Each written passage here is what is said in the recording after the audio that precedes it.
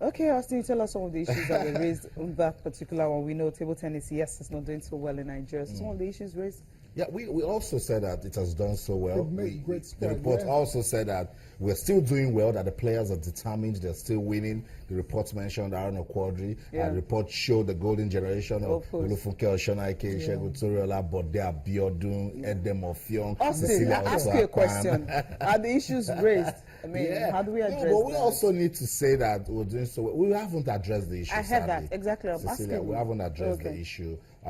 But of course, it's the same issue everywhere. It's not just funding. Tennis. It's funding, and more funding issues. But again, it's a charge to the federation. You need to think outside the box. You need to brand your athletes. If Aaron Okwadri is the best table tennis player in Africa, think. It doesn't have a Nigerian sponsor. The only sponsor it has is from Germany. Even in July in America, the series is to invite the Nigerian player, let him motivate some American kids that want to play table tennis. He does exhibition matches, and that's in America. They can do the same right here. That report also showed the future Esther Oriba Michelle. She's in Algiers as we speak. She's a talented table tennis player. There's also Abayomi and Iban Shaun. So we have a new generation of table tennis players coming, but we need to solve the issues. You listen to the minister, he says, well, this problem of bureaucracy has been there forever. So bring your... No, I know it's been there forever. You know why I really don't take that anymore? It's because, this particular dispensation is worse off. It's never been this bad. It's never been this bad. It's really, it's really, from 2015, it's really been going down. We know it wasn't this good, but now it's so bad that, federations don't even have money to prepare for Olympics. That's how bad it is. Sometimes we get the money to prepare for Olympics, but right now you don't even have the money to even prepare for it at all. So I think that's why it's really bad. Really bad. So you now have federation actually have to, players who use their own money, go qualify for Olympics, then before the money will be refunded. Edem said so, and the minister really said when what if at that time they didn't have that money, they wouldn't have been able to go. And the players have even denied that they don't get the refund, or sometimes it takes forever for them to get it. So I'm saying, fine, we know we have this bureaucracy. As the minister has said, federations, when you're organizing competition, but I think when you're talking about Olympic qualifiers, this is something comes up every 4 years. Yeah. So I mean that fund should be ready. Talk about 2.9 billion that we don't know what happened to it for the Africa Games and also for Olympics and all that. Cecilia, Tayo, yes. It is the way you even treat your athletes in the qualifiers that sets the tone on how they will behave in the main competition. We just saw Segun Toriola is a fantastic table tennis player.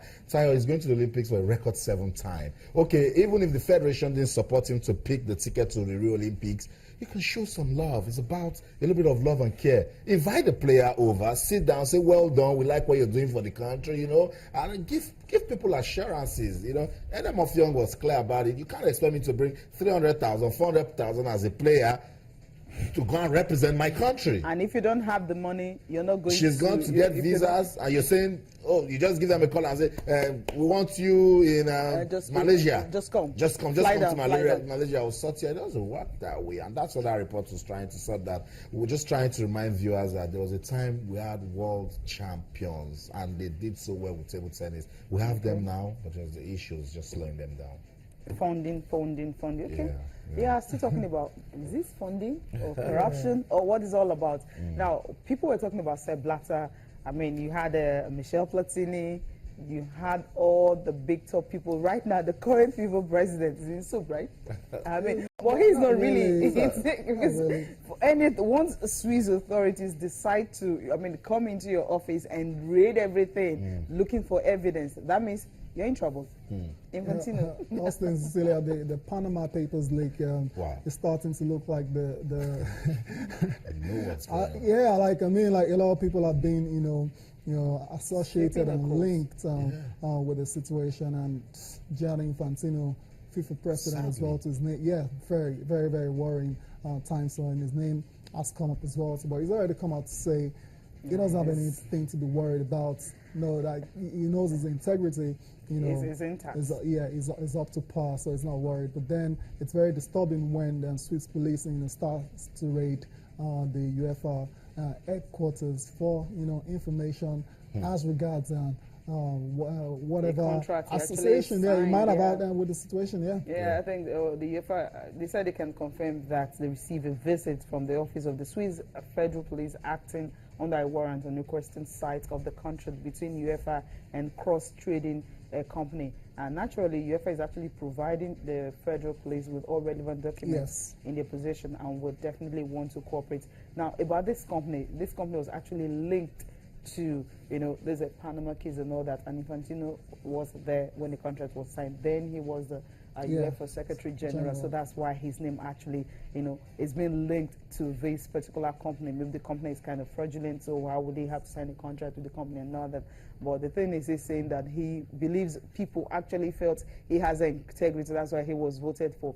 For this one to come out, he's really not happy about it at all. He said he's dismayed that his integrity has been doubted. Of course, it's an investigation. I mean, a lot has gone down. He's already upset. He's not happy with it. Bloated budget, contracts not negotiated properly, or even when they negotiated, the monies are not disbursed properly. It's all about integrity checks. And I tell you, I mean, the Panama Papers have done their part by leaking this, but America will follow it till the end. I mean, it should worry all of us following international football. Because Gianni Infantino, remember, before becoming president, was a member of the FIFA Reforms Committee. So I remember when I used to joke about, when are we going to look into those reforms committee, the ethics committee? I was saying that because there is a lot that is deeper. And people on social media, they're already saying, look, if you are fingered in any way, come on, just resign and clear your name first, because FIFA has gone through a lot. Well, at that time, his name didn't come up. Is this Panama leak this is a link that has brought this up. So he wasn't really fingered in any way. He was clean. Yeah, but maybe he's still clean. Maybe because he's just saying, look, I mean, what you're talking about is something that I really don't know anything about. Well, I hope it's clean, because we just don't want another FIFA and that's why the investigators again. will keep doing their job. Exactly. Of course, and they're cooperating with them, so which is really, really important. I liked what Yemi Adebayo last night was telling me that Sepp Blatter at this point will have a lot of things to say, because he's looking at it like, I told you guys that a lot of things happen in this place that goes beyond me just being president. You know what I'm saying? So if you guys believe that this part is when change, reforms is coming into FIFA, and then we're hearing about this now, I think there are still more things to come out of FIFA. But why I think, what Sepp Blatter needed to know is that when you're in charge of an organization, you take responsibility for everything. He's out of the way. So that's the thing. So he didn't take that responsibility. So that's the reason he was having those issues. So you should have just taken responsibility, and that would have been it. Hopefully, Gianni Infantino, his hands are not, dirty in any kind of way. And so, because if that's the case, I mean, he just got elected a couple of months ago. Imagine if there has to be another FIFA election, because, come on. I know. It's just What about the integrity that they've been trying to restore? What about sponsors that are trying to, say, look, we're going through a reform process, don't go anywhere, we need your money. Come on, we're trying to see what we can, keep out of this FIFA, and they're still not clean. Even this guy that was part of the reforms committee, all these allegations at the moment, but it's motivation for America to say, look, we still know that terrible things are happening in FIFA, and we will not stop until we get them going. So that's it. The office of UEFA raided by a Swiss investigator, and they've said that Gianni Infantino have questions to answer. The current FIFA president says he's dismayed that his integrity is in doubt. But hey, those guys don't care.